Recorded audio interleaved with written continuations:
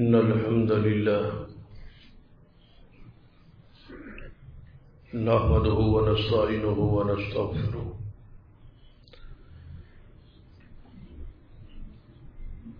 ونعوذ بالله من شرور أنفسنا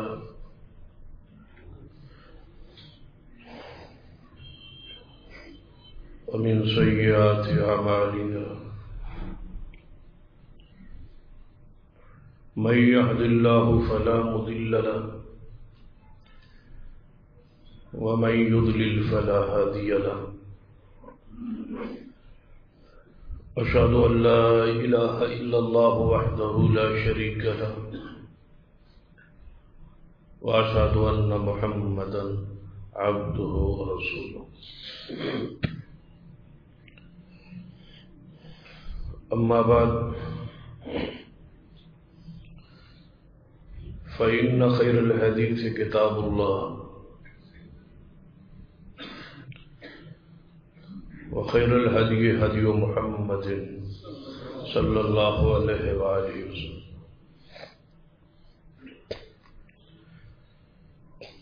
وشر الأمور محدثاتها وكل محدثة بدعة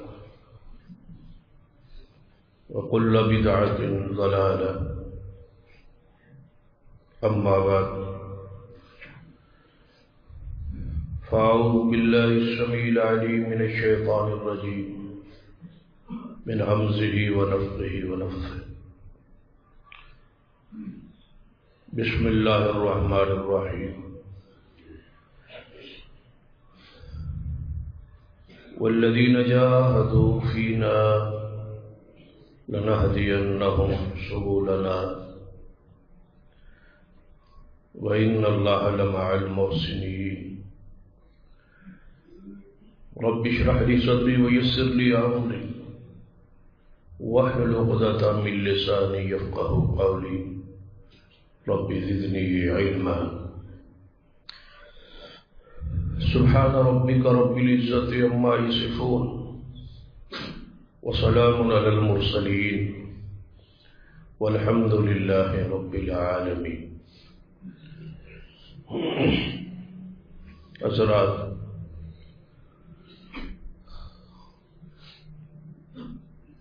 گزشتہ کئی خطبات دے اندر یہ بات بیان ہوئی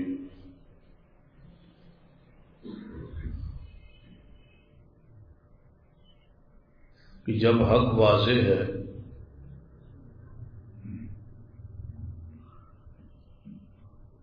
اور اس پر منزل من اللہ یعنی آسمانی دلائل موجود ہیں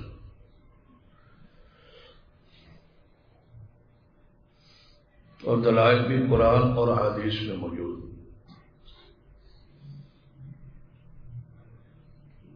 لیکن اس کے باوجود اکثریت لوگ کی جو ہے وہ شرک پر ہے، بدعات پر ہے، خرافات پر ہے، کفر پر ہے. زیادہ تعداد کفار کی ہے اور پھر مسلمانوں میں سے بھی بہت سارے لوگ گمراہی کا شکار ہیں. اس کی وجوہات کیا کہ لوگ حق قبول کیوں نہیں کرتے، جبکہ اہل باطل کے پاس دلائل بھی نہیں،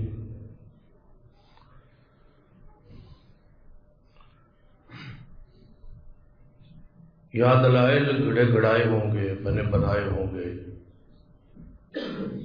یا چند عقلی باتیں لوگوں کے سامنے پیش کریں. یعنی ایسے دلائل نہیں ہے جن پر دل مطمئن ہو سکے، لیکن اس کے باوجود اکثریت جو ہے وہ گمراہوں کی. اس کی کیا وجوہات ہے؟ حق لوگوں کو سمجھ کیوں نہیں آتا؟ اس کی بہت ساری وجوہات جو علماء امت نے بیان کی. ان میں سے تقریباً 2 جو وہی ہے وہ ہم نے گزشتہ کئی خطبات میں بیان کی۔ ایک وجہ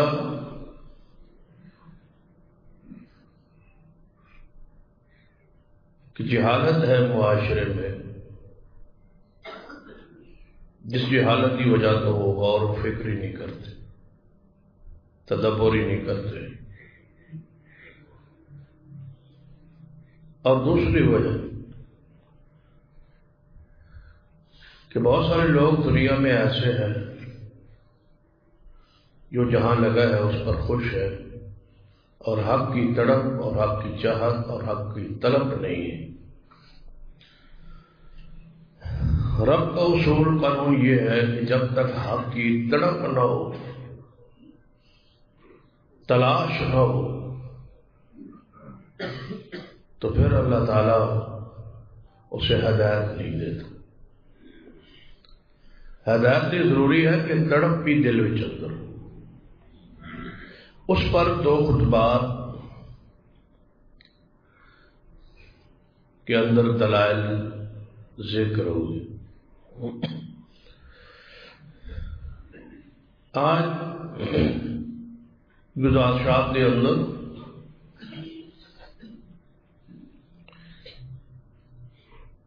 حق کے درمیان اور باطل کے درمیان جو روڑا ہے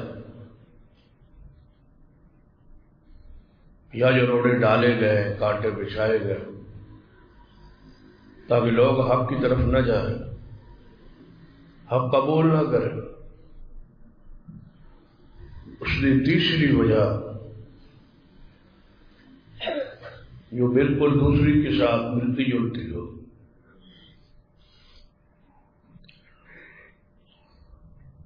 جس میں سے تڑپ بھی نظر آئے اور ساتھ تیسری اصل جو وجہ ہے جس وجہ سے لوگ حق قبول نہیں کرتے، یہ غلط فہمی ڈال دی گئی، دل و دماغوں میں یہ بات پھیلا دی گئی ہے، ڈال دی گئی ہے کہ ہم ان پڑھ لوگ ہیں، جاہل لوگ ہیں،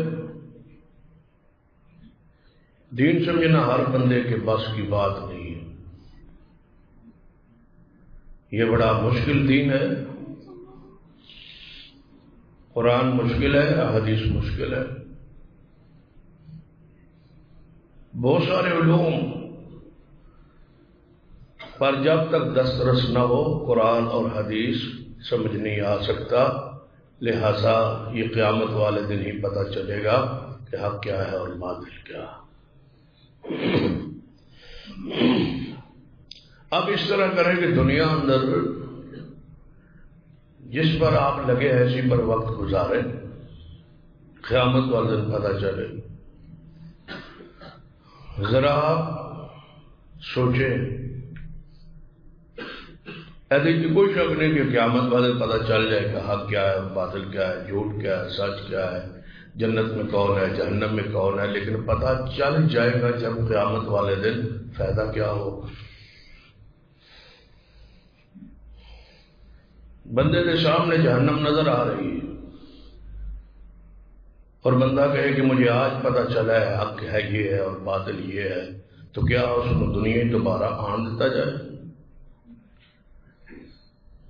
کیا کوئی قانون ہے کہ اس کا یہ عذر، یہ بہانہ قیامت والے دن قبول ہو جائے کہ یا اللہ مجھے سمجھ نہیں آیا تھا، میں جاہل آدمی تھا، لہذا مجھے دنیا میں دوبارہ بھیجو؟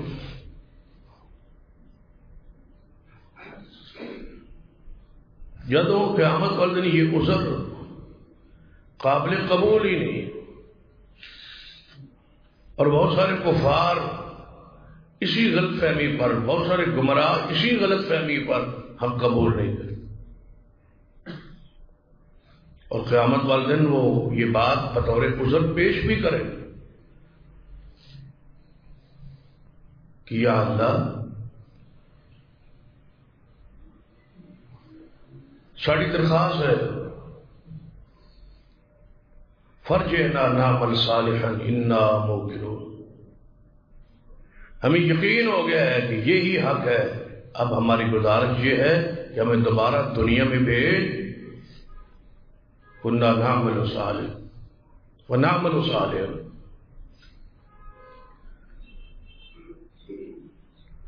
کہ یا اللہ ہمیں بھیج کہ ہم عمل کریں نیک صالح ہو کے آئے، لیکن اللہ اس عذر کو قبول نہیں کرے گا اور واپس نہیں بھیجے گا۔ جب طے ہے کہ واپس آنا ہی نہیں، فرجعنا نعمل صالحا کہہ کے رب نے واپس بندے کو لٹانا نہیں، بندہ کہہ رہا ہے کہ ہمیں بھیج، ہم نیک عمل کریں، لیکن اللہ نہیں بھیجے گا۔ کہیں گے کہ ہمیں یقین ہو گیا ہے کہ یہ حق ہے اور یہ باطل ہے، ہمیں دوبارہ دنیا میں بھیج، اللہ نہیں بھیجے گا۔ جب بھیجے گا ہی نہیں تو قیامت والے حق نظر بھی آ جائے، سمجھ بھی آ جائے تو فائدہ کیا ہو؟ مزہ تو اس میں ہے کہ دنیا میں سمجھ آئے کہ حق کیا ہے اور باطل کیا ہے، اور پھر بندہ اس پہ چلے اور زندگی بسر کرے کہ یہ حق ہے اور یہ باطل ہے۔ قیامت والے دن پتہ چلے گا حق کیا اور باطل کیا، پتہ چلے گا لیکن فائدہ نہیں ہوگا۔ لہذا دنیا کے اندر ہی ہر انسان پہ لازم ہے کہ وہ حق کی تلاش میں نکلے، حق پرکھے، حق پڑھے اور حق کا مطالعہ کرے، حق تک پہنچنے کی کوشش کرے۔ اور یہ رب کا وعدہ ہے کہ والذین جاہدوا فینا لنہدینہم سبلنا، جو ہماری طرف آنے کی کوشش کرے ہم اس کے لیے راستے کھول دیتے، رہنمائی کرتے۔ جب اللہ کا یہ وعدہ ہے تو پھر اس وعدے پہ غور کیجیے اور حق قبول کیجیے، تلاش کیجیے، پڑھیے۔ کفار یہ بات کہندے سر کہ ہمارے لیے جو دلائل آپ دیتے ہیں نا محمد صلی اللہ علیہ وسلم، ان دلائل کے لیے ہمارے کانوں پر پڑتا ہے،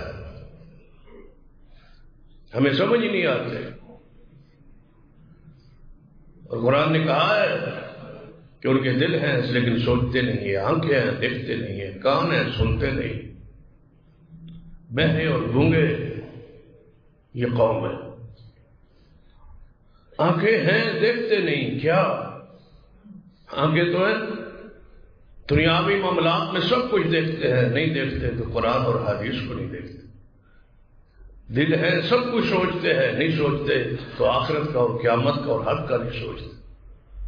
کان ہیں سب کچھ سنتے ہیں، نہیں سنتے تو قرآن و حدیث کو اس طرف توجہ نہیں کرتے۔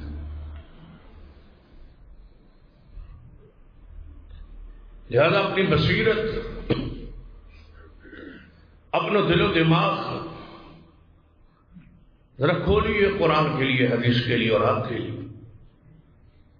دین انتہائی آسان ہے، اس غلط فہمی سے نکلی۔ اس بات میں بھی کوئی شک نہیں کہ قرآن و حدیث میں بہت سارے مشکل مسائل ہیں، وہ ہماری سمجھ سے، عام آدمی کی سمجھ سے بالا ہے۔ اگر ہم بھی اس مقام پہ کھڑے ہو کے بھی سمجھانا چاہے تو ہم نہیں سمجھا پائیں گے، جس کے لیے بڑے علماء کی اور کبار علماء کی ضرورت۔ وراثت کے مسائل ہیں، تجارت کے بہت سارے مسائل ہیں، دیگر بہت سارے مسائل شریعت میں جنہیں ہم شاید اپنے خطبات میں، وعظ میں ہم نہ سمجھا سکے اپنی علم کی کمی کی وجہ سے۔ تو جب ہم سمجھا نہیں پائیں گے تو عام آدمی کیسے سمجھے گا؟ بڑے علماء، کبار علماء جن کو اللہ نے ملکہ دیا ہے، مہارت دی ہے قرآن و حدیث کے علوم پر، وہ آگے سمجھا دے۔ لیکن یہ بات یاد رکھے کہ جو سوالات قبر میں آپ سے ہونے ہیں، ہر بندے سے ہونے ہیں، عالم ہو، جاہل ہو، حامی ہو، خاصی، کوئی ہو، سوالات قبر کے ایک ہی ہے. صحابی ہو، تابعی ہو، تبع تابعی ہو، محدث ہو، امام ہو، بزرگ ہو، قبر میں سوالات ایک ہی ہیں اور ان کے جوابات بھی ایک ہی ہیں. اور اگلی بات سن لیجیے، جس پر نجات ہے، جس عقیدہ توحید پر ہماری نجات ہے اور جس اتباع رسالت پر ہماری نجات ہے، وہ مسائل جس کا تعلق کامیابی کے ساتھ ہے، آخرت کے ساتھ ہے، جنت کے ساتھ ہے، جس کا نجات کے ساتھ ہے، اللہ نے وہ قرآن میں انتہائی آسان بنا کے نازل کی ہے اور کوئی مشکل نہیں. کیونکہ عامی آدمی سے نہیں پوچھا جائے گا کہ تجارت کے مسائل کو تم جانتے تھے یا نہیں، طلاق کے احکام و مسائل تم جانتے تھے یا نہیں، وراثت کے مسائل تم جانتے تھے یا نہیں. یہ تو سوال ہی نہیں ہے. سوال تو یہ ہو رہا ہے کہ شرک کیا ہے یا نہیں، توحید پر تم رہے ہو یا نہیں. جب سوال یہ ہے، جب سوال ہی آسان ہے، عام سے سوالات ہے، اور عقیدہ توحید انتہائی آسان پیرائے میں قرآن میں بیان ہوا ہے. سارا قرآن پڑھے، جہاں عقیدہ توحید بیان ہوا ہے اللہ نے انتہائی آسان بیان کیا. مثلا اللہ بیان کرنا چاہتا تھا کہ جن قبر والوں کو تم پکارتے ہو، جن مردوں کو تم پکارتے ہو، جن بتوں کو تم پکارتے ہو، یہ تمہاری پکار نہیں سنتے اور تمہارے مشکل حل نہیں کر سکتے. اس کے بارے میں سوال ہے قیامت والے دن. اب رب نے یہ مسئلہ بیان کرنا تھا، اب اس کی مثال قرآن میں دیکھ لیں کتنی آسان ہے. جس کے لیے پڑھا لکھا ہونا، ڈگریوں کا مالک ہونا کوئی شے بھی نہیں ہے، ان پڑھ کے سے ان پڑھ کیوں نہ ہو اس کو سمجھ آ جائے. اللہ فرماتے ہیں ایک کنواں ہو، ذرا غور کرنا رب کی مثال پر اور اس انداز پر اور اس سادہ سے مثال اور واقعے پر. اب حیران ہو گئے کہ اللہ اس عقیدے کو کتنا آسان انداز میں سمجھاتا ہے. اللہ فرماتے ہیں ایک کنواں ہو، ایک کنواں ہے، اس کنویں کے اوپر پیاسا آدمی کھڑا ہو. اب کنواں کی حقیقت سمجھنے واسطے کچھ علم کی، دنیاوی کوئی عصری علوم کی یا میٹرک ایف اے کوئی ضرورت ہے. ان پڑھ بھی بندہ سمجھتا ہے، پڑھا لکھا بھی سمجھتا ہے کہ کنواں ہے، اس کے کنویں کے اوپر ایک پیاسا آدمی کھڑا ہے، اس کو پیاس لگی ہوئی اور وہ کہتا ہے اس کنویں سے کہ میں اس پر پیاسا کھڑا ہوں، لہذا پانی مجھ تک آنا چاہیے، میرے منہ تک پہنچنا چاہیے، پانی اوپر آنا چاہیے. تو اللہ فرماتے ہیں کہ ساری زندگی بھی کھڑا رہے، مر تو جائے گا لیکن وہ پانی اوپر نہیں آئے. یہی مثال ہے ان لوگوں کی جو اللہ کے سوا کسی کو پکارتے ہیں، جو قبروں میں دفن ہیں، نیچے گڑھوں میں ہیں، کنووں میں ہیں، وہاں سے تمہاری مشکل کو وہ نہیں پہنچتے اور نہیں سنتے. اب بتاؤ کتنی سادہ مثال ہے. اور بندہ کہے کہ میں نے سمجھ نہیں آتا. بھائی سمجھ تو تب آئے جب سمجھنے کے ارادے نیت سے گھر سے نکلا ہو اور اس بات پر طے ہو گیا ہو کہ ہو سکتا ہے میرا عقیدہ غلط ہو. جب رسول اللہ فرما گئے کہ 73 گروہ میں سے 72 گروہ جہنم میں جائیں گے، 1 گروہ جنت میں جائے گا، کہیں میرا شمار باطل گروہ میں نہ ہو، ذرا تحقیق تو کر. جس طرح دنیاوی معاملات میں تحقیق ہوتی ہے، آخرت کے معاملات میں ایمان عقیدے کے حوالے سے جو کسی کی اہمیت ہی ہمارے دل و دماغ پہ نہیں ہے، اس لیے تحقیق کرتے نہیں اور کہتے ہیں جہاں کوئی ہے ٹھیک ہے، ہمارا باپ دادا، ہمارا بزرگ، ہماری ساری یہ ان کا مقام درجہ تھا، وہ پھر کیوں نہیں اس کو قبول. اتنے بندے غلط ہو سکتے، اتنے بندے غلط ہو سکتے. بھائی کس نے کہا اتنے غلط نہیں ہو سکتے؟ کیا نبی علیہ السلام تھوڑے نہیں تھے؟ صحابہ کرام زیادہ کون تھے؟ کفار تھے اور وہ غلط نہیں تھے. ابراہیم علیہ السلام حق پر تھے، اکیلے تھے، ان کے باپ اور ان کا خاندان اور ان کی قوم اکثریت میں تھی لیکن غلطی پر تھی۔ فرعون اس کے حواری زیادہ تھے لیکن غلطی پر تھے۔ نمرود اور اس کے ساتھی تھے اور غلطی پر تھے۔ جو قومیں تباہ برباد ہوئی وہ ساری غلطی پر تھی۔ یہ کس نے کہا ہے آپ کو کہ زیادہ بندے گمراہ نہیں ہو سکتے، زیادہ بندے غلط نہیں ہو سکتے؟ یہ کیسے ہو سکتا ہے؟ یہ کوئی اصول ہی نہیں ہے شریعت میں کہ زیادہ بندے یا اتنے بندے غلط ہو سکتے۔ ساڑھے مسلک کے اتنے علماء ہیں، کبار علماء ہیں اور بڑے بڑے پگڑیاں اور گدیاں ہیں، وہ غلط ہو سکتے ہیں؟ بھائی ہو سکتے ہیں۔ قرآن پاک کو پڑھا نہیں ہے تم نے؟ قرآن کیا کہتا ہے علماء کے بارے میں، پیروں بزرگوں کے بارے میں؟ یا ایھا الذین آمنوا ان کثیرا من الاحبار والرہبان لیأکلون اموال الناس بالباطل۔ اے لوگو، اے ایمان والو، ان کثیرا من الاحبار والرہبان، زیادہ علماء اور زیادہ پیر لیأکلون اموال الناس بالباطل، لوگوں کا مال باطل طریقوں سے کھا رہے ہیں اور وہ غلطی پر ہے۔ قرآن کہتا ہے وہ غلطی پر ہے اور زیادہ غلطی پر ہے، کثرت مولویوں کی غلطی پر ہے۔ قرآن کہہ رہا ہے، تم ان کو علماء سمجھتے ہو؟ رب نے فرمایا احبار۔ احبار کس کی جمع ہے؟ ہیبر کی۔ ہیبر بہت بڑے عالم کو کہتے، ساڑھے چھوٹے چھوٹے بندوں کو، واعظین مقررین خطباء کو ہیبر نہیں کہا جاتا، علم کا پہاڑ۔ عبداللہ بن مسعود رضی اللہ تعالی جیسے صحابہ کو ہیبر امت کے علم کا پہاڑ، اس کو ہیبر کہا جاتا ہے، اس کی جمع احبار ہے۔ قرآن کہتا ہے بڑے مولوی، پڑھے لکھے، گہرے علم کے مالک، اکثریت ان کی جھوٹ کے انداز سے، طریقے سے، باطل انداز سے لوگوں کا مال کھا رہے۔ قرآن کہتا ہے زیادہ گمراہ ہیں مولوی، بڑے پڑھے، چھوٹے نہیں، بڑے حبار احبار، وہ بڑے جو ہے نا وہ گمراہ ہے۔ والرہبان، اور صوفی پیر، رہبانیت، دنیا سے الگ تھلگ، ملنگ، مجروح، دنیا سے کٹے ہوئے، جنہیں ہم مجروح کہتے ہیں، رہبان کہتے ہیں دنیا کی پرواہ ہی کوئی، دنیا کی ایسی پرواہ نہیں، نہ نہاتے ہیں، نہ دھوتے ہیں، نہ شادی ہے، نہ خوشی ہے، نہ غمی ہے، مجروح ہے، پاگل ہے۔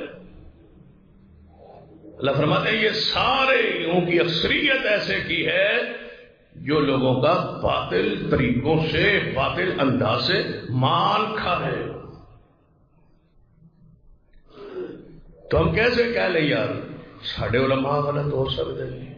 ایڈے ایڈے علماء، ایڈے ایڈے علماء دی قرآن کہہ رہا ہے جن ایڈے ایڈے علماء جنہوں تسی آدھو نا انہیں نے وہی گمراہی کرتے۔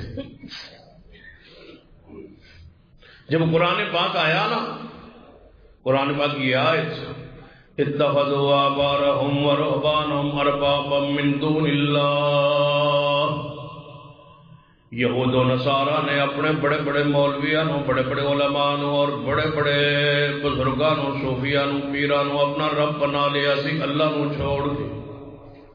یہودی عیسائیاں اپنے مولوی نو رب بنایا سی۔ کس نے کہا؟ قرآن نے۔ جدو آیت نازل ہوئی تو سیدنا عدی بن حاتم طائی رضی اللہ تعالی، حاتم طائی بہت بڑا سخی تھا،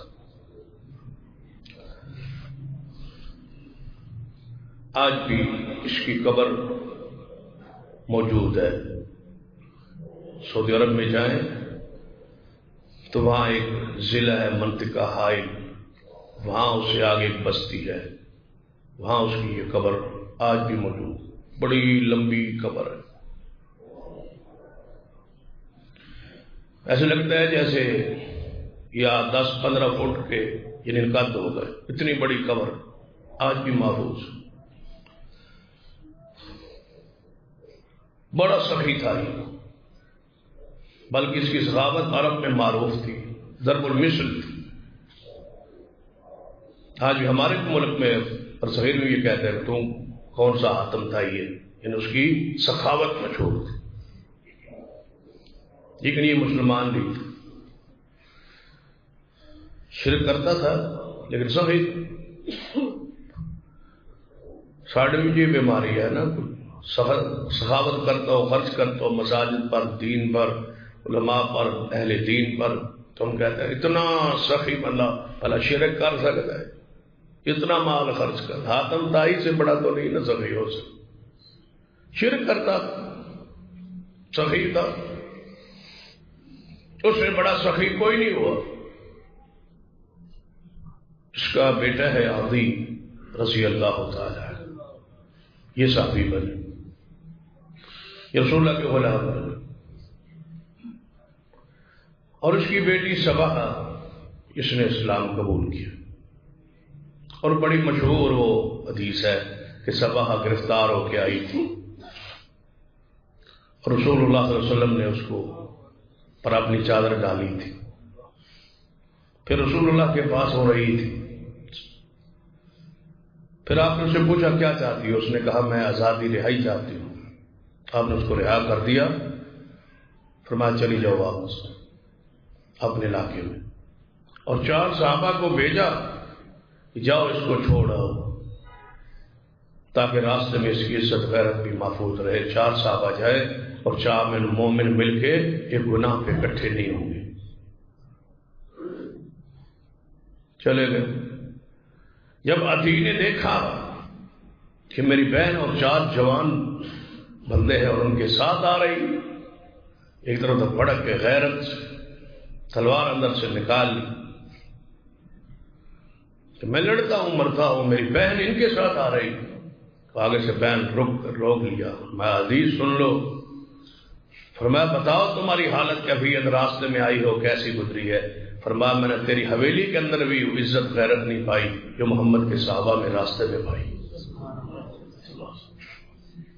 اس کی کوئی فکر نہ کر، بس ایک خواہش لے کے آئی ہوں، اس لیے رہائی لے کے آئی ہوں کہ آؤ اس محمد کو دیکھتے ہیں صلی اللہ علیہ وسلم، رسول اللہ کو دیکھے، اس کی زیارت تو کر، اس کے اخلاق تو دے، ان کی جماعت کی بہار طہارت پاکیزگی دے، دیکھنے والا ہے محمد صلی اللہ علیہ وسلم، اور اسی بہن کے ذریعے عدی مسلمان ہو گئے۔ یہ دونوں بہن بھائی صحابیہ ہے، بہن بھی صحابیہ بنی ہے، بھائی بھی صحابی بنا ہے، اور بہن کے ذریعے اسلام لے آئے۔ بہن نے بھی کمال سے رسول اللہ کا نقشہ کھینچا ہے اور اسلام کا نقشہ کھینچا ہے، اس کا وعدہ ہے نا کہ والذین جاہدوا فینا لنہدینہم سبلنا۔ سیدنا عدی بن حاتم رضی اللہ تعالیٰ عنہ جدوں آیت مبارکہ سنی اتخذوا احبارہم ورہبانہم اربابا من دون اللہ، کہ یہود و نصارہ اپنے بڑے بڑے علماء اور اپنے پیراں بزرگاں اللہ نو چھوڑ کے انہوں نے رب سمجھدے سن۔ سیدنا عدی بن حاتم رضی اللہ تعالیٰ نے شاید مبارکہ نو سنن تو بعد بولے، فرمایا یا رسول اللہ صلی اللہ علیہ وسلم قرآن کہہ رہے ہیں کہ اسی یعنی عیسائی مذہب دے اندر، یعنی اسی عیسائیت مذہب اندر پہلے سا اسی علماء نو رب بنا دے سا، قرآن کہہ رہے ہے کہ اسی پیرانوں بزرگانوں اور اپنے مولوی نو رب سمجھدے سا۔ فرمایا یا رسول اللہ صلی اللہ علیہ وسلم جڑا قرآن نقشہ پیش کیتا ہے اسی تے اس طرح نہیں سی کر دے، میں جو عیسائی رہا اسی تے اس طرح نہیں سی کر دے، اسا کدے اپنے مولویاں رب نہیں سی کیا، اسا کدے پیرانوں رب نہیں سی کیا، اسی رب نہیں سی بنا دے، رب نہیں سی کہندے، تے قرآن تے کہہ رہے یہ آیت تو ٹکرا رہی ہے کس سے؟ عقل سے، دماغ سے، امر واقع سے، کہ ہم اپنے مولویوں کو رب کہتے نہیں تھے۔ میں عیسائی رہا ہوں، عیسائی مذہب میں رہا ہوں، بعد میں اسلام قبول کیا آپ کی زیارت دیدار کے بعد، ہم اپنے مولویوں کو رب نہیں کہتے تھے، اور قرآن کہہ رہا ہے کہ ہم رب کہتے تھے۔ ذرا اس میرا ذہنی جو ٹکراؤ ہے، تضاد ہے، ذرا اس کو دور تو فرمائی۔ ہاں اج بھی تسی جا کے کسی نے کہو بس تسی پیرن رب آندے لا حول ولا قوت الا باللہ، رب تو اللہ ہے جی، اسی کیوں آکھنا پیران نو اللہ؟ ہم نہیں رب کہتے انہیں، ہم نہیں معبود کہتے انہیں۔ عدی بن حاتم دے دماغ ہے جی یہی آیت مبارکہ اسی وجہ تو ٹکرائی نا، یہ ساڑھے لئے ہدایت نظریہ پڑھنا سی۔ آپ نے فرمایا عدی رضی اللہ تعالی چلو تسی رب کہندے تے نہیں سی، لیکن ایت دسنا جڑے مولوی چیز حرام کرنا نو حرام تے سمجھدیا ہونا، جس چیز نو مولوی حلال آکھنا حلال تے آندے ہونا، جس کو تمہارے بزرگ منع کرتے ہیں کہ یہ حلال چیز ہے یہ نہیں کھانی، میں نے رکھ ہے من پیران دی دس ہے کہ وڈا گوشت نہیں کھانا، مجھے بزرگوں کی دس ہے کہ فوتگی والے گھر نہیں جانا، میں نے فلاں نے یہ بتایا ہے کہ آپ نے اپنے بالوں کا ایک حصہ نہیں منڈوانا، میں نے پیران دی رکھ ہے دس ہے کہ تو اپنے مرد ہو کے کنا وچ بالی پانی، میں نے بزرگاں دی دس اور رکھ ہے کہ اپنے ہاتھ کڑا پڑا، یہ کیا ہے؟ اتخذوا احبارهم ورهبانهم اربابا من دون اللہ۔ فرمایا دی جس نو مولوی حلال حرام آکھنا وہ من لیندے سونا، جس کو بزرگ صوفی رکھ دسنا اس سے عمل کرتے سونا، یہ رسول اللہ یہ تو کرتے تھے۔ فرمایا یہی ہوتا ہے رب بنانا، باوی رب نہ کبھی رب نہ کہے، لیکن کام تو وہی کیے نا جو رب کے کہنے پہ کرنے تھے، تم نے بزرگوں کے کہنے پہ کیے۔ آپ دیکھ لیں امام ابو حنیفہ رحمۃ اللہ علیہ، امام شافعی، امام مالک، احمد بن حنبل، اللہ ان سارے بزرگوں کی قبروں پہ رحمت نازل فرمائے۔ آپ ذرا اہل تقلید کا رد کریں نا، انشاءاللہ ائمہ کرام کی جو مقلدین ہیں اس کا رد کریں کہ آپ ان کو نبی سمجھتے ہیں، ان کو اپنا امام سمجھتے ہیں، ان کی ہر بات کو آپ حرف آخر سمجھتے ہیں، تو کہا کہ نہیں جی اسی انہوں نے کوئی نبی کا درجہ دینے ہیں، اسی تو نبی نہیں کہتے۔ بھائی نبی تم نہیں کہتے، یہ ہمیں بھی پتا ہے تم نہیں کہتے، تم یہ نہیں کہتے کہ یہ نبی ہیں، لیکن تم نے آج تک امام کی ایک بات بھی نہیں چھوڑی، حدیث کو چھوڑ دیا، امام کے قول کو نہیں چھوڑا۔ یہی ہوتا ہے کسی کو نبی ماننا۔ کام تو وہی لیا ہے نا جو نبیوں سے لیا جاتا ہے، نبیوں کی اتباع ہوتی ہے نا، اطاعت ہوتی ہے، تو کام تو وہی کر رہے ہو نا۔ ضروری ہے نام رکھے تو تب ہی مان لو۔ مرزائیوں نے مرزے کو پہلے نبی کہا پھر بات مانی، دلیر تھے نا، جیسے بھی تھے مرتد تھے لیکن دلیری تو کی ہے نا، پہلے نبی بنایا پھر بات مانی۔ مسلمانوں نے اماموں کو نبی بھی نہیں بنایا، بات بھی ہر مانی اور حدیث کو چھوڑ کے مانی۔ صرف کہنے سے کیا ہوتا ہے؟ کوئی ضروری ہے کہ وہ بات کہی جائے تب بھی ہوتا ہے، کام تو وہی ہے۔ دعائی بزرگوں سے، وسیلہ بزرگوں کا، دعا بزرگوں کی، داتے وہ، غریب نواز وہ، ہوں رب نہ بھی کہو تو پھر رب رہ گئے، کوئی فرق رہ گیا، کوئی حرج رہ، کوئی کمی رہ گئی۔ گنج بخش کون ہے؟ وہ پیر ہے۔ گنج شکر کون ہے؟ وہ پیر ہے۔ غریب نواز کون ہے؟ پیر ہے۔ دستگیر کون ہے؟ پیر ہے۔ داتا کون ہے؟ علی حجویری ہے۔ پھر اور رب کنوں عقید ہے؟ اتخذوا احبارهم ورهبانهم اربابا من دون اللہ۔ فرمایا دی ان کے حلال حلال جانتے تھے، کیا حلال نہیں جانتے؟ کیا حدیث میں نہیں ہے لا نکاح الا بولی، کہ ولی کے بغیر نکاح نہیں ہوتا، جب تک ولی راضی نہ ہو نکاح نہیں ہوتا؟ حدیث امی ایسا فرماتی ہے رضی اللہ تعالی، جس عورت نے ولی کے بغیر نکاح کیا اس کا نکاح باطل باطل باطل ہے۔ جب حدیث ہے طے ہو گئی بات، تو کیا مفرور بچیوں کے نکاح عدالتوں میں ہوتے نہیں؟ بغیر ولایت کی نہیں ہوتے؟ اور جو پڑھاتے ہیں وہ پڑھاتے نہیں ہیں مولوی، اور جو پڑھا رہے ہیں کیا وہ باطل طریقے سے مال پیسہ نہیں لے رہے؟ تو کیا ان کو پتہ نہیں ہے کہ یہ حدیث ہے؟ پھر کیوں پڑھا رہے ہیں؟ اس لیے کہ امام نے اجازت دی ہے نا، حدیث نے تو اجازت نہیں نہ دی، امام صاحب نے اجازت دی ہے نا، فقہ نے اجازت دی ہے نا، شریعت نے حرام کیا، بہت بزرگوں نے حلال کیا. اب کس کے حلال کو مانا؟ جو مولوی نے حلال کیا اور اس کو حرام نہیں سمجھا جس کو محمد مصطفیٰ نے حرام کیا. بتاؤ اور کیا ہوتا ہے؟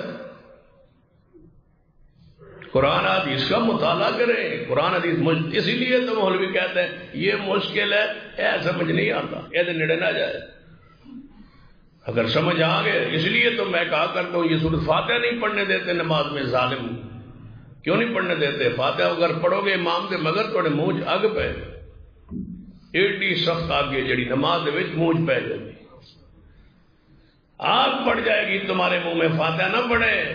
اور فاتحہ بھی اس لیے نہیں پڑھنے دیتے، میں اپنی بصیرت سے کہہ رہا ہوں کہ اہدنا الصراط المستقیم میں آیت موجود ہے کہ اللہ سانو سیدھا راہ دے دے. یہ سیدھے راہ والی وجایت نہ ہوتی تو نہ پڑھا پڑھی رکھو برکت واسطے.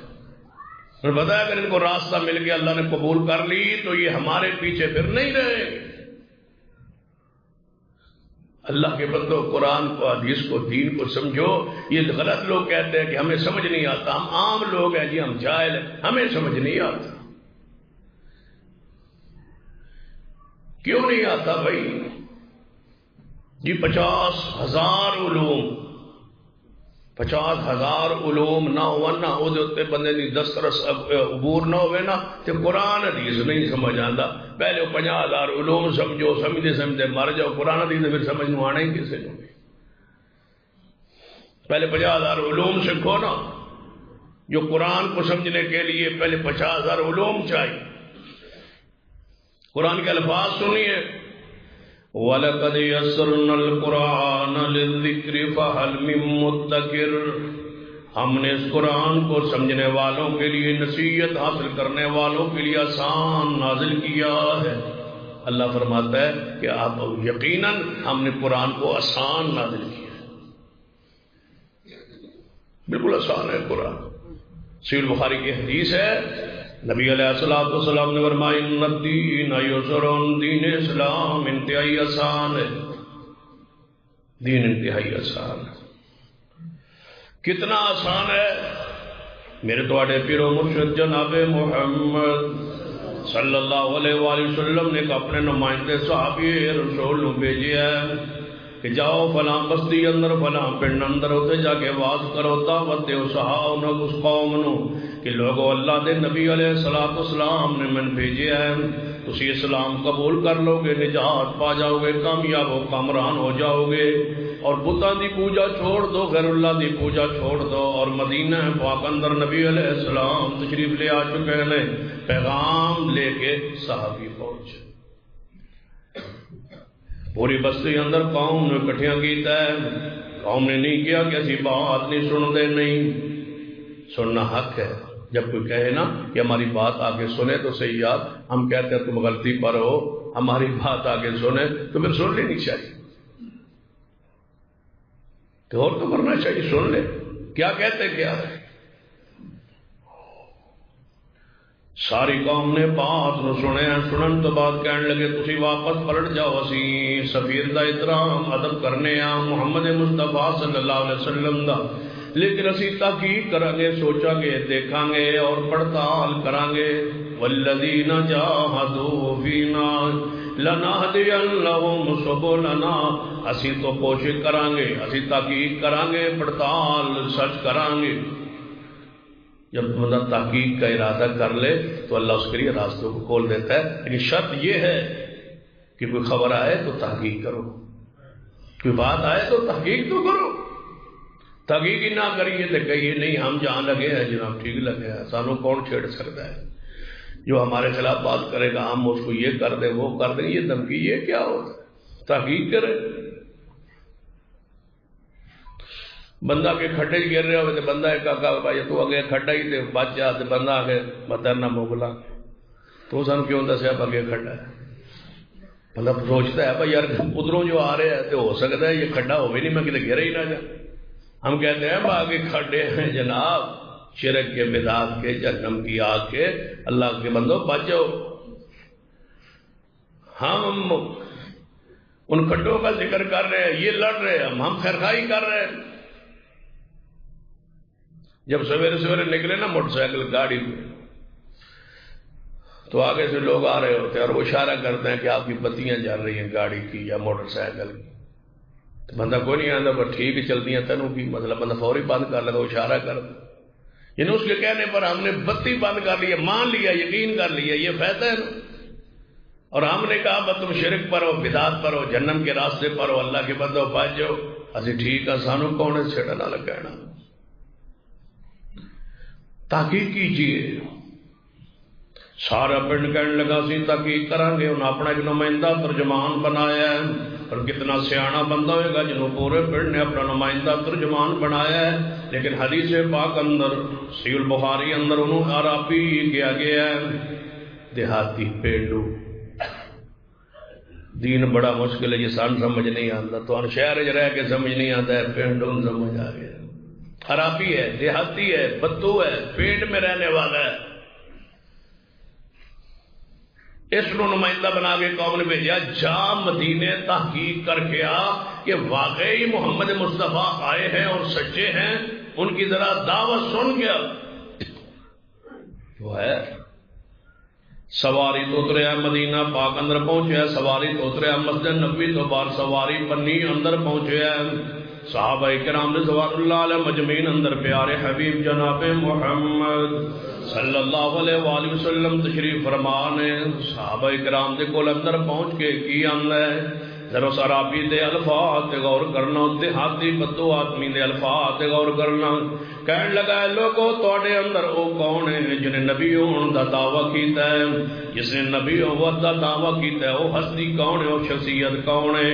صحابہ اکرام دا ادب احترام اکرام کیے، کسی نے انگلی دا اشارہ بھی نہیں کیتا، حالانکہ کہہ سکتے سن یہ ہے محمد صلی اللہ علیہ وسلم، اشارہ بھی انگلی دا نے کیتا، انہوں شان مقام عزت عظمت رسول دے خلاف سمجھے ہے۔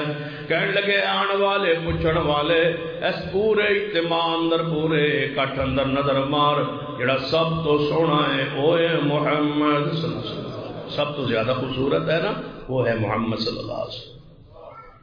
اور پنڈ دا رہنا والا سی سر جن دین سمجھ نہیں آتا، این پورے اجتماع دے نظر ماری نا تو صحیح پہچان گیا کہ یہ ہے محمد صلی اللہ علیہ وسلم۔ قریب آگے کہتا ہے اگر حسن پہ فیصلہ ہونا ہے نا تو پھر تو چہرہ انہی کا چمک رہا ہے، یہی خوبصورت ہے محمد صلی اللہ علیہ وسلم۔ صحابہ کرام کہنے لگے صحیح پہنچے ہو، یہی ہے ہمارے مرشد، یہی ہے ہمارے پیر مرشد محمد صلی اللہ علیہ وسلم۔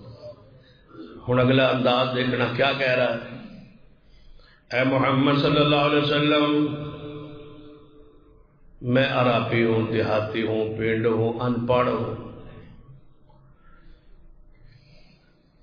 تے میں انہاں بھی نہیں پتا کہ وڈیرے لوگاں نال جنہاں دی اتنی شان مرتبہ درجہ ہوئے تھوڑی شان کتنی ہے میرے علم تے نہیں، تھوڑی جماعت صحابہ جانے، میں نہیں پتا تھوڑی شان کتنی بلند مقام بلند ہے، لیکن میں نے وڈیرے لوگاں نال عزت والے لوگاں نال بڑی شان والے لوگوں نال کدے میں گل نہیں کی، تے میں کوئی گل کرن دا سٹائل انداز بھی میرا کوئی نہیں، میں پینڈو انداز یہ سوال کراں گا، ناراض تے نہیں ہوو گے، سادہ جا سوال کراں گا، یہ ہے وہ اندر کی کھری سوچ فکر، سادہ جی بات ہوئے گی یا رسول اللہ صلی اللہ علیہ وسلم، ناراض ہوندے ہو تو میں پہلے دس دیو، کوئی گل سکھاونی ہے پہلے دس دیو، جویں مخاطب ہونا او من طریقہ دس دیو، میں اپنے پنڈو انداز کی گل کرنی ہے، میرے نال ناراضگی تے نہیں ہوئی۔ میں نے قوم نے نمائندہ بنا کے بھیجا، میں دین سیکھن آیا، حضور نے فرمانا چاہیے سی نا پہلے 50,000 علوم پہلے سیکھا نا، کوفے جا اتنے رہا پہلے، اتنے جا کے کوئی سکھ سکھا تے پھر آ کے قرآن حدیث سیکھی ہے، ہے ہی بڑا مشکل ہے، تو سمجھ نہیں آتا،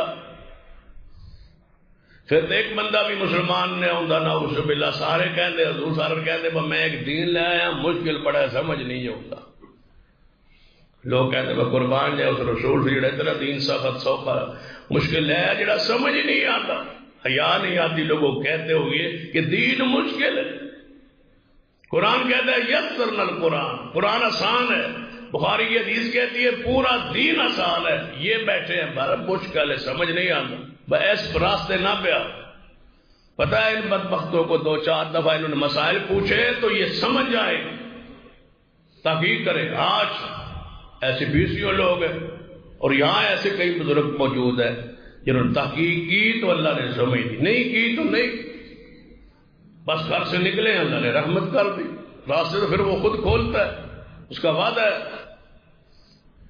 آپ نے فرمایا اے میرے پیارے آنے والے، جس طرح تیرا دل کرے سوال کر، میں محمد مصطفیٰ پوچھنے والے تو ناراض ہی نہیں ہوتا۔ اور سوال شروع ہو گئے۔ اے محمد صلی اللہ علیہ وسلم، میرا پہلا سوال، اللہ نے دونوں نبی بنایا ہے؟ آپ نے فرمایا ہاں، میں گواہی دیتا ہوں کہ میں اللہ کا رسول، مجھے اللہ نے رسول بنایا ہے۔ ہوں ان پڑھن کا بھی کوئی طریقہ تو ہوتا نا سمجھن کا۔ ہوں دوجا سوال، اے محمد صلی اللہ علیہ وسلم، اگر تمہیں اللہ نے نبی بنایا ہے، میں نو سمجھ نہیں، میرے سمجھ تو یہ چیز بالا ہے، لیکن میں اپنے پن اپنے انداز اندر سمجھنا چاہنا، ذرا قسم دے سکتے ہو کہ تمہیں اللہ نے نبی بنایا ہے؟ تسی من قسم دے کے کہو، اس لیے کہ تمہارا چہرہ جھوٹے انسان کا نہیں لگتا۔ من ذرا قسم دے دو، من یقین ہو جائے، بس من تھوڑی قسم پہ اعتماد ہے۔ حضور کہہ سکتے سن نا، میں کیوں قسم چکا، نہیں یقین تے نہ صحیح نہیں۔ آپ نے فرمایا جس اللہ نے آسمان و زمین بنائے، مجھے اس کی قسم ہے کہ اللہ نے مجھے نبی بنایا ہے۔ کہتا ہے پھر مجھے کلمہ پڑھا۔ رسول اللہ نے قسم اٹھائی تسلی دینے کے لیے، حالانکہ محمد مصطفیٰ کی بات قسم کے بغیر بھی اسی طرح حق ہے، کوئی شک نہیں۔ اور یہ ایسی نہ مطلب قوم ہے ان کو قسم بھی دے دے یہ نہیں مان۔ حالانکہ میں نے کئی مرتبہ پورے ملک میں قسم دی کہ نبی علیہ السلام نے رفع الیدین کے بغیر ایک نماز بھی نہیں پڑھی، یعنی قسم دی کہ اللہ کی قسم ہے۔ مجال ہے چند بندوں کو اللہ نے ہدایت بھی بخشی۔ اگلے دن بھی ایک ساتھی ڈیرہ اسماعیل خان سے رابطہ کیا، جی تو قسم چکی جی میں کہ جی چکی، آدھا میرا دل مطمئن نہیں، تو میں آگے تھوڑا اللہ تعالیٰ کی مرضی، اگر مطمئن نہیں ہے تو یہ اللہ کا فیصلہ ہے، اللہ آپ کو ہدایت نہیں دینا چاہتا ہوگا۔ قسم میں نے اٹھائی، میں نے کہا مجھ سے قسم اٹھوا لے کہ قبر کو پختہ کرنا حرام ہے، قبر پہ سجدہ حرام ہے، قبر پہ چڑھاوا حرام ہے، قبر پہ اچھاڑ چڑھانا حرام ہے، قبر کا طواف حرام ہے، قبر والے کی نظر و نیاز حرام ہے، غیر اللہ کی نیاز حرام ہے، غیر اللہ کے نام پر جانور ذبح کرنا حرام ہے۔ قسم اٹھوا لے، اگر قسم پہ یقین آتا ہے تو قسم اٹھوا لے۔ قبر پہ عرس حرام ہے، میلہ حرام ہے، کل بدعت ہے، 7واں بدعت ہے، 40واں بدعت ہے، اللہ کی قسم یہ ساری چیزیں بدعت۔ تجھے قسم تے یقین ہے تو قسم دلوا لو۔ رسول اللہ نے قسم اٹھائی ہے، مجھے قسم ہے اس اللہ کی جس نے زمین و آسمان بنائے، اللہ نے مجھے سچا نبی بنایا، اس نے کلمہ پڑھ لیا۔ پھر عرض کیا اے محمد صلی اللہ علیہ وسلم، اس کلمہ پڑھ لیا میں صحابی بن گیا، ہن دسو کوئی اس تو علاوہ کوئی تواڈے دین چیز ہے جس دے عمل کرنا پائے گا؟ آپ نے فرمایا 5 وقت نماز۔ کہنے لگا کچھ اور؟ فرمایا مال نصاب نہ پہنچ جائے زکات۔ یا رسول اللہ کچھ اور؟ فرمایا ماہ رمضان دے روزے اور بیت اللہ دا زندگی اندر ایک مرتبہ حج، اگر اللہ استطاعت دے طاقت بخشے۔ کہنے لگا کچھ اور؟ آپ نے فرمایا بس یہی ہے میرا دین۔ وہ حضور نے فرمایا یار بھی نہ دیتی ہو تو مال کا نقصان ہو جیسی ہو، یہ بھی دیویں فلاں کری فلاں کری۔ جشن میلاد النبی کا جلوس بھی بہت ضروری ہے، اس تو بغیر بھی بندہ وہ رسول اللہ کا عاشق نہیں ہو سکتا۔ مجال ہے کسی چیز کا حضور نے ذکر کیا، فرمایا نماز ہے، کلمہ پڑھ لیا نا تو نے؟ جی یا رسول اللہ۔ فرمایا 5 وقت نماز پڑھتا رہنا، زکات دینا، روزہ رکھنا، حج کرنا، ذالک الدین القیم، یہ محمد کا سیدھا دین ہے، یہ ہے دین صلی اللہ علیہ وسلم، اور آج تک ہمارے نزدیک یہی دین ہے۔ ہم کہتے ہیں عقیدہ درست کر لو، نماز پڑھو، زکوٰۃ دو، روزے رکھو، حج کرو، انشاءاللہ اللہ تمہیں کامیاب کر دے. یہی دین ہے. کہنے لگا اچھا یہی دین ہے. کہنے لگا پھر میں اجازت دیو، میرا پنڈ والے بندے انتظار کر رہے ہوں گے، میں انہوں جا کے سمجھانا کہ انہوں ان پڑھا. سمجھنے والا بھی عربی ہے، جن کو سمجھانا ہے وہ بھی عربی ہے. دین بڑا مشکل ہے. وَلَقَدْ يَسَّرْنَا الْقُرْآنَ یہ اٹھے ہے تو کہنے لگا محبوب جی میں آیا سا اسلام قبول کیتا ہے. وَالَّذِينَ جَاهَدُوا فِينَا لَنَهْدِيَنَّهُمْ سُبُلَنَا. اللہ نے ہدایت بخشی اور میں واپس جا رہے ہیں تے جتنا تواڈے کول دین میں سکھیا تے سنیا تے سمجھیا واللہ لا ازید ولا ھذا ولا انقص. اس دین وچ نہ مینوں اللہ دی قسم ہے جویں تساں قسم چکی ہے ایویں میں قسم چکنا نہ دین وچ کمی کراں گا نہ اضافہ کراں گا. جتنا سنیا اس تے عمل کراں گا، نہ اضافہ کراں گا. اس تو ود کرنا کوئی نہیں، اس دے اندر کمی کرنی کوئی نہیں. جتنا تساں دسیا ہے اے دے تے عمل کراں گا. آپ نے فرمایا میرے صحابہ سن لو، افلح ان صدقا دخل الجنہ ان صدقا. اگر اپنے وعدے تے پکا رہیا، دین وچ نے اضافہ نہ کیتا نہ کمی کیتی، میں محمد خبر دینا اے بندہ جنت داخل ہوئے گا. سمجھ نہیں آندا سانتی.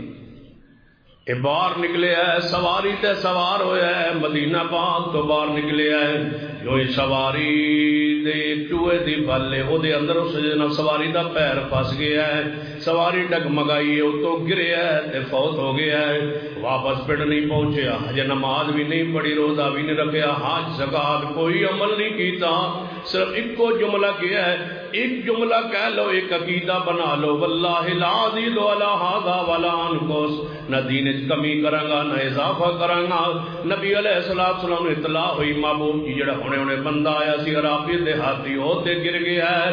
ہو سکتا ہے گرن تو بعد دی حالت کیفیت کی ہوئے گی. محبوب علیہ السلام جلدی اٹھے، فرمایا میرے صحابہ چلو ذرا چلو اس نو سنبھالیے. باہر نکلے مدینہ پاک تو سواری قریب کھڑی ہے، گریا ہوا ہے اور نیچے دی جناب جسم پہ ہے دے جناب تھلے زمین ہوتے گرے ہوئے ہے. نبی علیہ السلام قریب ہوئے ویکھیا، آپ ہی زمین تے بیٹھ گئے. آپ نے انہیں ہلایا، اس نے سر نو اٹھایا، اپنی گود اندر رکھیا، وہ فوت ہو چکا ہے. نبی علیہ السلام نے اپنی گود جو دا سر رکھ کے مٹی صاف کی ہے، اس کو صاف کر کے فرمایا. ایک حدیث اندر الفاظ نے آپ نے وہ ہوٹھاں نو نیچے مہو کے چوم لیا ہے. کیڑے ہوٹ جڑے آندے سن واللہ لا ازید ولا ھذا ولا انقص. فرمایا میرے صحابہ میں اپنی اکھاں نال ویکھ لیا وہ جنت دے پھل کھلائے جا رہے ہیں. یہ جنت کے پھل کھا رہا. دین سمجھ آ گیا. حدیث پاک سماعت فرمائیے میرے تواڈے پیر و مرشد جناب محمد صلی اللہ علیہ وآلہ وسلم دا فرمان سنیے. حدیث پاک سنن نسائی اندر ہے. ایک بندہ ہے عرابی ہے دیہاتی ہے. اس دل و دماغ چو گل نکالو کہ انپڑھا نو سمجھ نہیں آ سکتا، عرابی نو سمجھ آ سکتا ہے، بدوا نو سمجھ آ سکتا ہے، پینڈوا نو سمجھ آ سکتا ہے، دین سارے نو سمجھ آ سکتا ہے. جیڑا سمجھنا چاہے سمجھ آ سکتا ہے. قرآن نے استثناء نہیں کیتا فلاں آوے فلاں آوے، فلاں نو سمجھ آئے گا فلاں نو سمجھ نہیں آئے گا. قرآن نے مطلقاً کیا والذین جاہدوا. بڑے بتاؤ والذین آ جان تو بعد کیڑا بندہ مستثنا ہے، کیڑا بندہ الگ ہے، کس بندے دا ذکر آیا ہے کہ فلاں نو سمجھ آئے گا. والذین جاہدوا فینا. اللہ فرماتے نے جڑے بھی لوگ جڑا بھی بندہ کسی ملک دا، کسی زبان دا، کسی رنگ دا، کسی انداز دا، جیڑا بھی دین نو سمجھن واسطے میرے راہ اندر نکلدا ہے لَنَهْدِيَنَّهُمْ سُبُلَنَا. ہر بندے نال میرا وعدہ ہے میں اودے واسطے اپنی ہدایت دے دروازے کھول دیاں گا. شرط دے کہ سمجھن واسطے نکلے.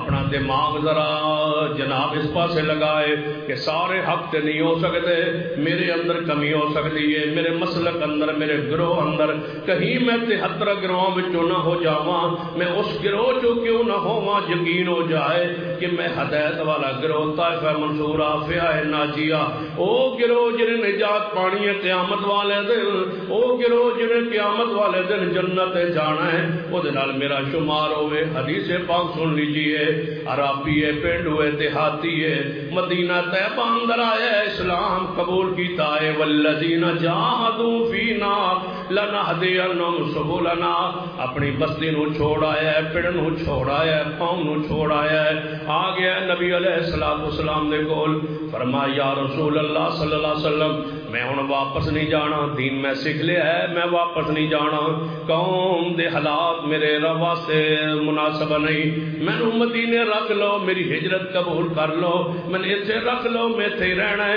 آپ نے فرمایا میرے صحابہ تواڈے چوں کون ہے جڑا اس نو اپنا بھائی بنا لوے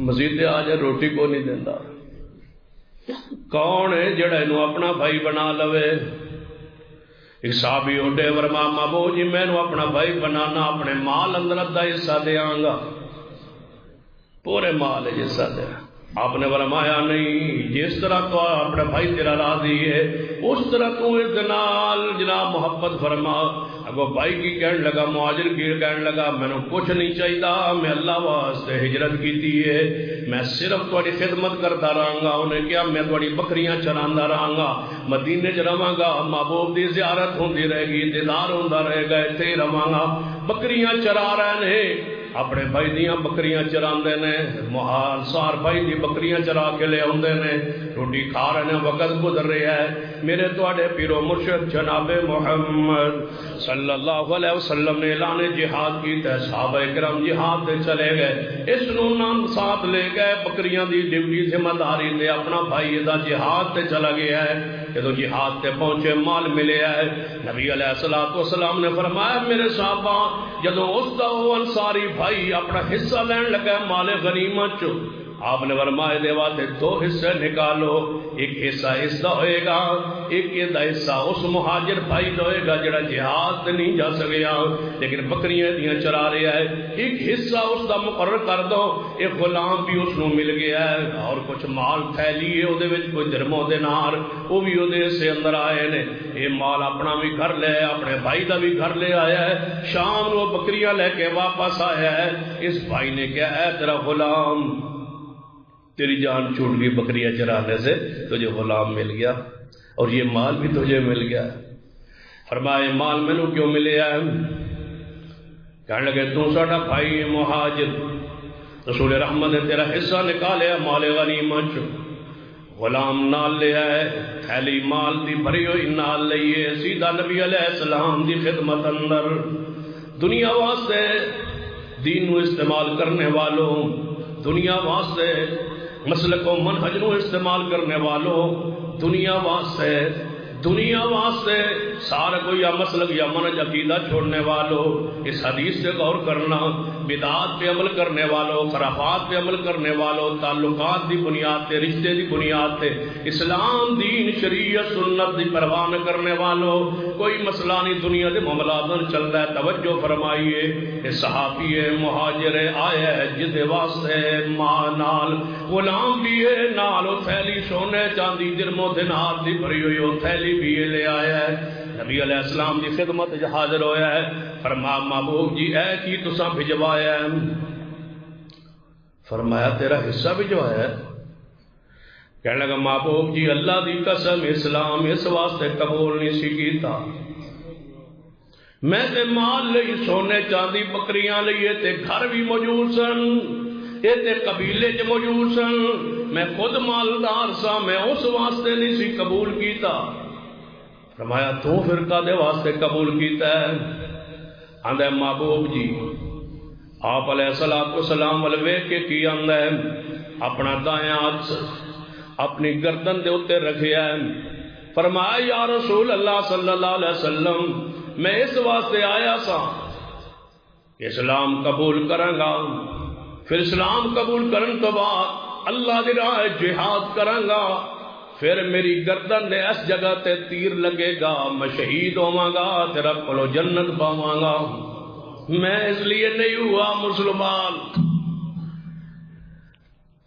یا رسول اللہ معذرت لے لو سونا لے لو یہ چاندی لے لو یہ درم و دینار خادم مجھے نہیں چاہیے، میں اس لیے اسلام میں نہیں آیا۔ والذین جاہدوا فینا، کس طرح کہتے ہو دین سمجھ نہیں آتا؟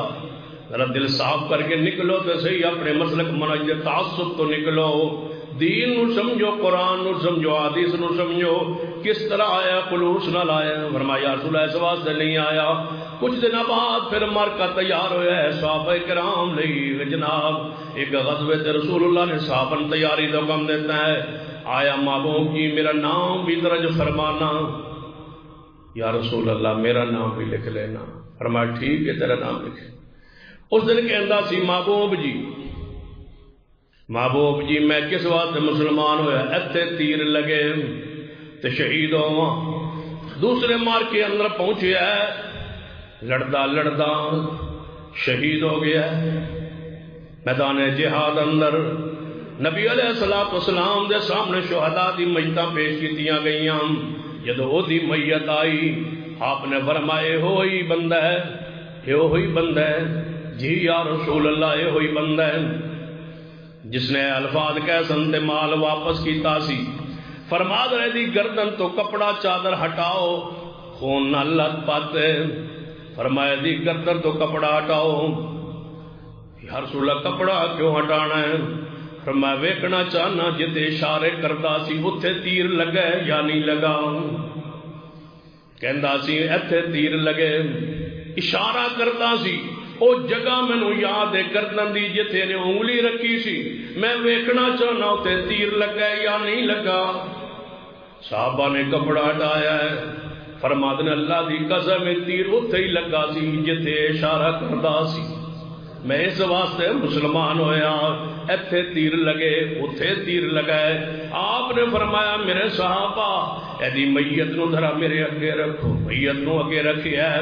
نبی علیہ الصلوۃ والسلام تے جنازہ پڑھان لگے نے، جنازہ پڑھایا ہے تے جنازے اندر جڑی دعا کیتی ہے کمال دی کیتی ہے، رتبہ ملنا ہے، اس طرح انداز اندر رتبہ ملنا ہے۔ اسلام اندر کوئی بندہ اللہ اسلام ایسی عظمت والا اسلام ہے، ایسا دین ہے جڑا کسے دا حق نہیں رکھدا، سچا ہو کے آوے اللہ نو سچ کر کے دکھاندا ہے، خلوص نہ لاوے اللہ اس نو ہدایت دے راستے کیویں عطا فرماندا ہے۔ نبی علیہ السلام جنازہ پڑھا کے کی فرما رہے ہیں جنازے اندر؟ اللہم ھذا عبدک۔